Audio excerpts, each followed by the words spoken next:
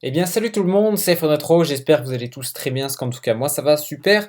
Aujourd'hui, on se retrouve pour un nouvel épisode de notre série Développons un peu, et aujourd'hui, on va s'attarder à une notion extrêmement importante et extrêmement utilisée dans la programmation d'applications iOS, ce sont les tableaux.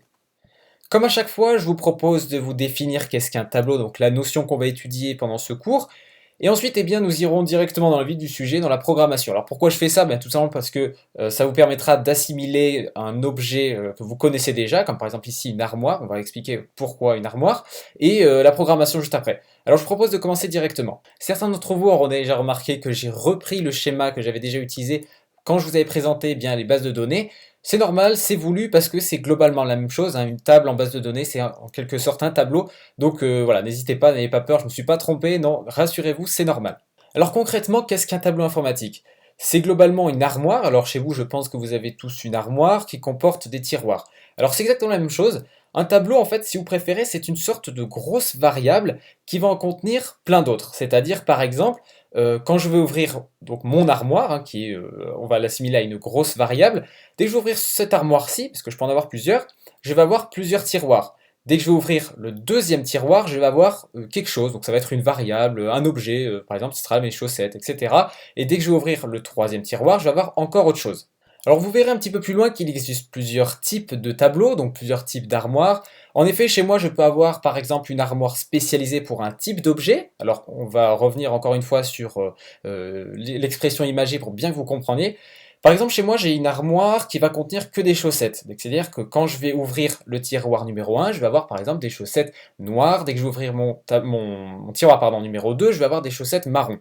C'est vraiment là le principe, c'est-à-dire qu'on a un tableau avec un seul type d'objet, c'est-à-dire les chaussettes, mais qui vont varier. C'est-à-dire qu'on peut avoir différentes marques, différentes tailles, mais ça sera toujours des chaussettes. En revanche, on a aussi d'autres types de tableaux, donc ça sera plus particulièrement dans le développement iOS, avec les NSArray et NSDictionary, qu'on va voir bien évidemment un peu plus loin, qui ceux-ci vont comprendre plusieurs objets. C'est-à-dire que dans cette armoire-là, je ne vais pas retrouver que des chaussettes, que des vestes, que des jeans par exemple, mais je vais trouver ces trois-là, avec bien entendu plus de choix. On peut trouver aussi, pas que ces trois-là, bien entendu, ça dépendra sa taille. Alors dès que je vais ouvrir par exemple mon tiroir numéro 1, je vais trouver des chaussettes, dans le tiroir numéro 2, je peux trouver une veste, dans un troisième, des jeans, etc. Voilà, vous avez compris le principe.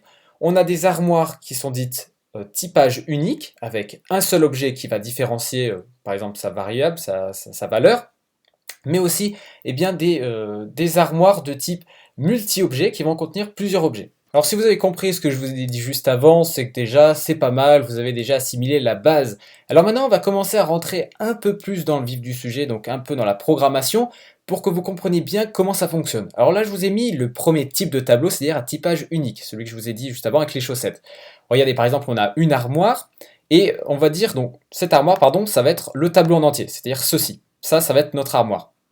Ensuite, dans cette armoire, on a, par exemple ici, plusieurs tiroirs. Chaque tiroir est numéroté de 0 à ce que vous voulez. C'est très important, encore une fois, ça commence toujours à 0. Alors là, on a encore beaucoup de problèmes qui viennent de là. Par exemple, on va chercher la première variable au 1, ce qui est absolument pas faisable vu que ça commence toujours à 0. Alors retenez bien ça parce que plus tard, vous allez comprendre pourquoi j'insiste bien là-dessus. Alors par exemple ici, le tiroir 0 va contenir une variable int1, c'est-à-dire que ça peut contenir 13, 12, etc. Donc une variable de type entière. Le deuxième tiroir qu'on va ouvrir, donc ça va être le 1, attention, ça ne sera pas le 2, hein, encore une fois, rappelez-vous bien avec le 0, 1, 2, 3, 4. Donc dès qu'on va ouvrir le deuxième tiroir ici, le 1, on va avoir une autre variable, ça va être 14, 15, etc. Voilà, vous avez compris le principe.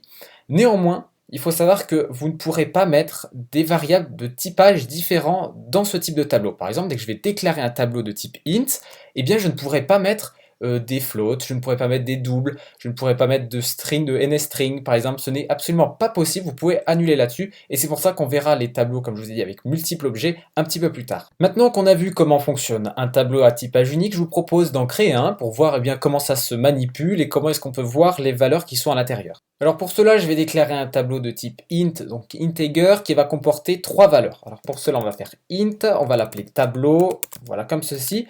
On va mettre les crochets, et dans ces crochets-là, on va y spécifier justement la taille de notre tableau. On a dit 3 valeurs, donc on va mettre 3. On met ensuite point virgule pour terminer eh bien, la déclaration de notre tableau. Voilà, ça y est, notre tableau est désormais créé, cependant il est absolument vide, il n'y a rien dedans, donc je vous propose de le renseigner. Alors c'est parti, on va se rendre dans le viewcontroller.m, on va aller dans le viewDidLoad. Pourquoi? Tout simplement parce que quand je vais exécuter mon application, tout ça va s'exécuter, donc c'est beaucoup plus simple pour moi. Bien entendu, vous pouvez le mettre où vous voulez quand vous avez une action. Alors, on va maintenant appeler notre tableau, parce qu'on veut interagir avec. Donc là, dès qu'on commence à l'écrire, vous pouvez voir que eh bien, Xcode nous propose notre variable. On fait entrer, et là, on va lui renseigner eh bien, ces tiroirs. Alors rappelez-vous comment ça fonctionne. Donc là je vais vous remettre, voilà. Au tiroir qui s'appelle 0, on va mettre une variable. Au tiroir qui s'appelle 1, on va mettre une autre variable. Donc regardez, c'est extrêmement simple. On va mettre nos crochets. Et au tiroir 0, donc notre première valeur de notre tableau, on va lui renseigner 12 par exemple. Ensuite on va faire la deuxième valeur, donc ça sera le 1. Voilà, donc c'est pour ça que j'insistais bien. Par exemple, si vous avez mis 2 pour la deuxième valeur, ça ne fonctionnera pas. Il faut tout décaler de 1 et donc partir de 0. Ensuite, on va mettre 45. Et enfin, notre dernière valeur qui est donc le 2, on va lui mettre du 99. Voilà, donc là, on a bien renseigné notre tableau. Alors, je suis quasiment certain que ce problème va vous arriver. Je parle bien entendu du dépassement de tableau. Alors, je pense que vous avez dû déjà en entendre parler ou même en avoir fait les frais. C'est le fait, eh bien, quand vous compilez votre application, vous n'avez absolument aucun problème.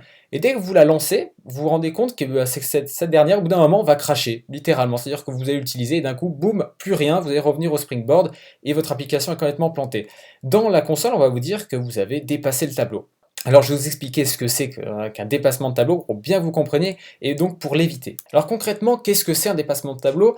C'est le fait d'aller lire une variable ou bien même écrire une variable dans une case mémoire qui n'existe pas. Alors pour faire simple, vous avez votre armoire, vous avez 10 tiroirs à l'intérieur et vous allez tout simplement essayer d'aller chercher un objet, une chaussette, ce que vous voulez, dans le tiroir numéro 11 qui n'existe absolument pas. Vous allez même essayer de l'ouvrir pour mettre quelque chose. Il n'existe pas, donc ce n'est pas faisable. Alors lui, il va vous dire que voilà, il va planter directement parce que vous allez lui dire d'aller faire quelque chose qui est impossible. Alors pour faire simple aussi, vous êtes dans un bus, vous avez 40 places et vous allez chercher la 41e place. C'est exactement la même chose. Vous n'allez pas pouvoir vous asseoir et donc vous ne savez pas quoi faire. Alors en informatique, eh bien c'est exactement la même chose et je vais vous le prouver. Regardez, on va faire un dépassement de tableau ensemble. On va aller écrire dans la quatrième case de notre tableau une variable. Donc là, la ligne de code que je vais décrire est parfaitement bonne, il n'y a aucun problème. Néanmoins, regardez, j'ai un petit warning qui vient d'apparaître, donc ce n'est pas une erreur, je pourrais très bien compiler. Néanmoins, regardez, il me dit que mon tableau d'index 3, donc qui va contenir 3 éléments, est en train d'être dépassé. Chose qu'il a absolument raison, là on ne peut pas le contredire. Regardez, là on a écrit une variable, donc un élément, un deuxième élément, un troisième élément, et là on est en train d'essayer d'écrire un quatrième élément dans un tableau qui n'en contient que 3, chose qui n'est absolument pas faisable, et donc c'est via ces dépassements de tableau que votre application peut planter assez souvent, donc n'hésitez pas à bien réfléchir avant quand vous déclarez un tableau et surtout quand vous le renseignez ou même quand vous êtes en train de le lire. Donc voilà, la parenthèse est terminée, on va maintenant passer à la lecture de notre tableau, parce que là, si j'exécute, mon tableau est bien renseigné, et on va tout de suite le vérifier. Alors, on va aller essayer de lire la première variable. Alors, pourquoi je mets %d? Tout simplement parce que c'est un entier. Alors, ça marche aussi avec %i, mais ne vous embrouillez pas avec ça, voilà, on va partir sur %d.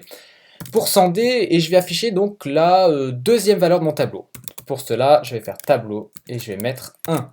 Attention, encore une fois, je sais que je me répète, mais c'est vraiment pour pas que vous fassiez des erreurs, parce que les tableaux, c'est quand même une notion assez abstraite. J'essaie en tout cas de vous l'expliquer le plus simplement possible, donc n'hésitez pas à faire bien attention là-dessus. Donc là, normalement, si... Alors attendez, je vais mettre élément 2, comme ça au moins on est sûr que ce soit bien propre. On va exécuter notre application. Donc bien entendu, ça sera blanc, ça ne sert absolument à rien. Mais regardez, j'ai élément 2, 45. Et donc moi, c'est bien mon deuxième élément, donc c'est pas 12, c'est 45, ça fonctionne super bien. Voilà ce qu'on vient de faire, c'est vraiment la base au niveau du tableau. On a fait du C pur, mine de rien, pour les personnes qui se demandent. Ce n'est absolument pas de l'objectif C. On va y venir un petit peu plus loin dans cette vidéo. J'ai commencé vraiment par la pure base, parce que sinon vous allez absolument rien comprendre. Donc là, normalement, si vous avez bien assimilé comment ça fonctionne au niveau de la lecture, de l'écriture, comment on déclare un tableau, je pense que vous êtes vraiment paré pour la suite au niveau des NSArray et les NS Dictionary. Alors juste avant de commencer la seconde partie concernant les NSArray et les NS Dictionary, je vous propose un petit bonus. Alors vous pouvez le passer bien entendu parce que ça va être un peu plus complexe. Je vais essayer d'être encore une fois le plus simple possible, mais sachez voilà, que c'est un petit peu optionnel. Vous pouvez vous en passer parce que là on va faire une méthode nous-mêmes à la main. qui est faite via le code directement, via une fonction très simple. Vous pouvez passer, mais je vous conseille quand même de regarder, ça peut être intéressant. Alors ce qu'on va faire ici, ça va être quelque chose qui va vous paraître un petit peu, entre guillemets, inutile, parce que ce qu'on va faire là, on va pouvoir le faire très facilement via une simple fonction, très très simple, mais ça va vous permettre d'apprendre de nouvelles notions quand même qui vont vous être utiles si vous souhaitez vraiment faire une application beaucoup plus poussée au niveau de la gestion de mémoire, etc. Je propose donc de calculer la longueur d'un tableau en C. Alors ça sera beaucoup plus simple, comme je l'ai dit, en Objective-C. Néanmoins, en C, comme c'est vraiment la base du langage, hein, on n'a vraiment pas forcément tout ce qu'on veut, donc on va le faire à la main. Alors je vais le faire devant vous et je vais vous expliquer tout ce que j'ai fait. Alors on va déclarer une variable de type int, justement pour avoir le... En fait ce que je vais faire c'est récupérer le nombre d'éléments qu'il y a dans mon tableau. Voilà. Pour faire simple, c'est vrai que je n'ai pas vraiment explicité. Donc on va mettre nombre éléments. Tac, comme ceci. Là qu'est-ce que je vais faire? Eh bien je vais récupérer la taille de mon tableau. Donc la taille complète de mon tableau. Alors on va mettre un size of tableau. Voilà. Size of, ça permet de récupérer la taille en mémoire de mon tableau. Donc on va essayer de l'afficher, comme ça au moins on va faire étape par étape, ça sera je pense le plus simple possible. %d, vu que c'est un entier, on va mettre nombre, élément, hop, et on va mettre taille tableau. Voilà, égal. On va exécuter tout ça. Et on va voir ce qu'il nous dit dans la console. Alors hop, voilà. Donc on a taille tableau 12. Alors là vous me dites, le tableau, eh bien il n'est pas de 12, donc on est bien d'accord qu'il en contient que 3. Alors pourquoi il y a 12? Eh bien tout simplement parce qu'il contient plusieurs entiers. Et il faut savoir qu'un entier en mémoire dans l'ordinateur eh bien, va prendre une certaine place. Cette place en mémoire varie totalement, c'est-à-dire que dans une machine beaucoup plus récente, ça ne fera absolument pas la même que dans une machine beaucoup plus ancienne. Je vous rappelle que dans notre tableau, on a 3 valeurs, et donc de 3 entiers hein, pour être précis, et chaque entier va prendre une certaine place en mémoire. Il ne va pas prendre une place en mémoire, il va en prendre plusieurs, et ça va dépendre vraiment de la machine, donc on ne peut pas le dire à l'avance. Donc si vous avez bien compris, on va essayer de prendre la taille d'un int, et on va ensuite le diviser dans notre tableau. Donc on va mettre int taille int, justement, voilà. On va faire un size of de notre tableau 0. Donc de la première valeur, parce que c'est un integer, on aurait pu mettre int directement, une variable directe, mais on va mettre bien le 12, ça peut prendre le 45, le 99, etc. Ça revient au même. Voilà. Donc là, on aura la taille de notre integer. Hop, on ira l'afficher directement, on va mettre un anti-slash n pour revenir directement à la ligne. Donc là, on va mettre taille int, hop, %d, et là, on va mettre taille int. Voilà.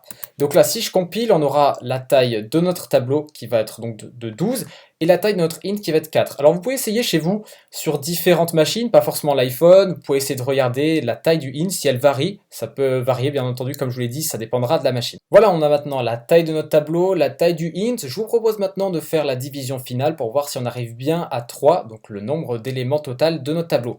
On va donc réécrire dans nombre éléments parce qu'en fait je l'avais mal écrit, c'est vrai que j'aurais dû mettre taille tableau et en redéfinir nombre éléments, c'est vrai que ça a été un petit peu, je l'ai fait un petit peu à la va-vite.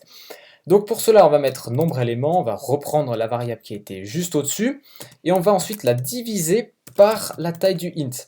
Voilà, et donc là maintenant si je compile, je devrais avoir 3 en taille du tableau. Voilà, donc là c'est vraiment le cas, j'ai taille tableau égale à 3, donc ça a bien fonctionné. Voilà, la première partie est désormais terminée, j'espère en tout cas que tout ce que je vous ai expliqué ici, vous l'avez bien compris, notamment aussi au niveau du bonus pour les personnes un peu plus curieuses.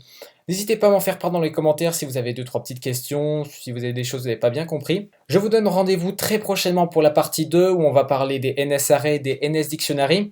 En attendant, ce que je peux vous proposer, c'est de vous entraîner à faire par exemple des tableaux de float, des tableaux de double, etc.